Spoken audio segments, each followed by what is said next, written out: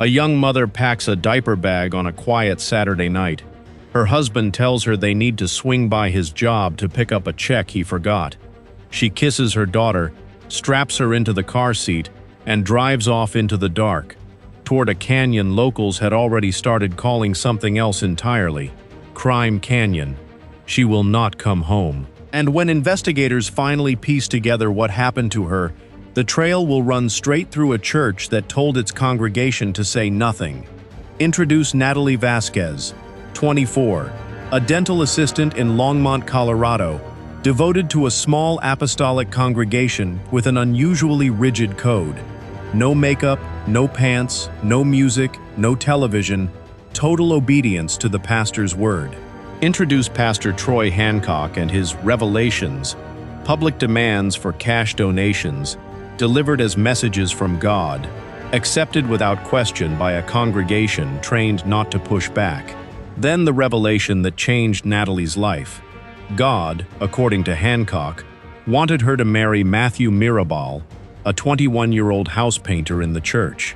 Natalie's own family objected loudly, calling the church a cult and describing a pattern of control and isolation. The couple married anyway and had a daughter, Michaela. By outward appearances, Natalie was thriving, decorating a nursery, sewing baby clothes, coming into her own. Late one Saturday night, Matthew calls police. Natalie went to the grocery store and never came back.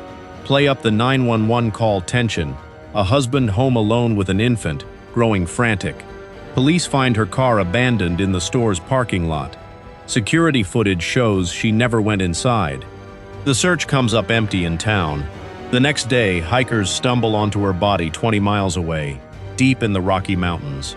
Describe the injuries with restraint but clarity: blunt trauma, strangulation as cause of death, and post-mortem mutilation. Note that investigators quickly determined the mountain wasn't the murder scene. There wasn't nearly enough blood. She'd been killed somewhere else and moved. Raise the false lead. A string of unsolved decapitation murders in nearby Denver had investigators wondering if this was the same killer. That theory collapses fast. No connection, no pattern match. This was something else, something closer to home. Emphasize the contrast. Everyone described the marriage as loving.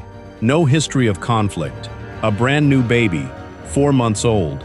On paper, nothing pointed to the husband. Shift into procedural mode. This is the spine of the episode. Walk through the forensic sequence like a detective would explain it to camera.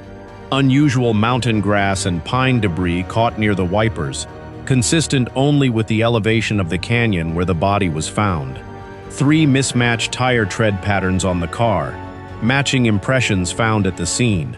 Fresh scrape damage down the entire right side of the vehicle, as if the driver misjudged distance on that side. The detail that breaks it open: Matthew had been blind in his right eye since a childhood accident. Land the beat hard here.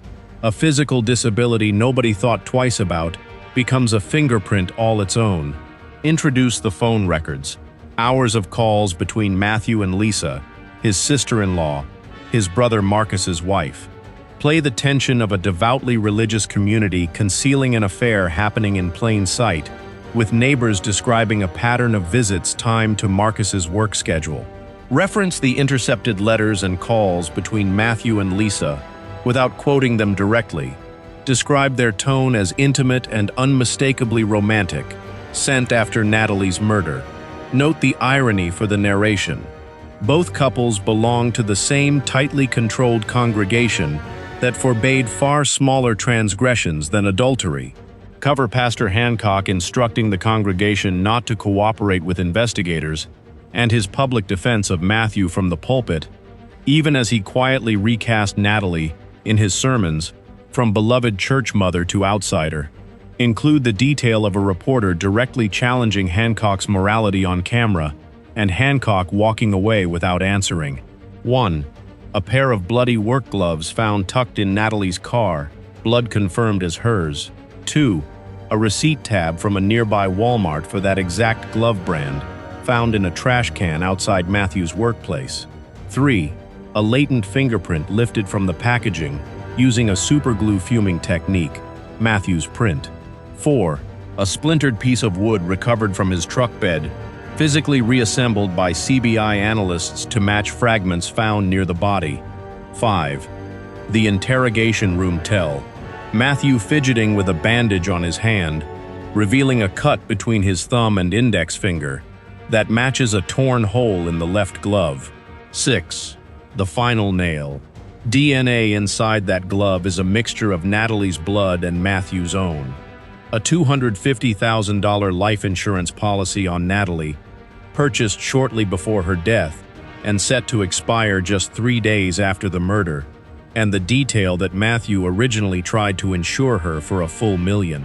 Reconstruct the night in sequence, the pretext of picking up a forgotten paycheck, the new gloves, the assault with the wood that splintered mid-attack, the strangulation, the 20-mile drive into the canyon, and the botched attempt to stage the body like the unrelated Denver cases. Highlight the small human mistakes that undid the plan. A forgotten scrap of wood near his office, the scrape marks from his blind side, the diaper bag left behind in the car proving the baby had been present for the murder. Use this as your "even good forensic evidence takes time to understand" beat. Investigators had that diaper bag photographed for months before realizing its significance. Matthew Mirabal, convicted of first-degree murder, sentenced to life. Note the follow-up letters discovered in prison, this time from Janet Hancock, the pastor's own wife, revealing yet another affair investigators had no reason to connect to the murder itself. Close on the human wreckage, Lisa's divorce from Marcus, the Hancocks' divorce, the church's eventual collapse, and Natalie's daughter Michaela being raised by her grandmother, who is holding off on telling her the full truth until she's older. This was a conviction built entirely on physical evidence, with no confession and no eyewitness. Circumstances, not people, told the truth. Don't forget to like, subscribe, hit notification bell, and comment, would you have caught the glove detail before the DNA reveal?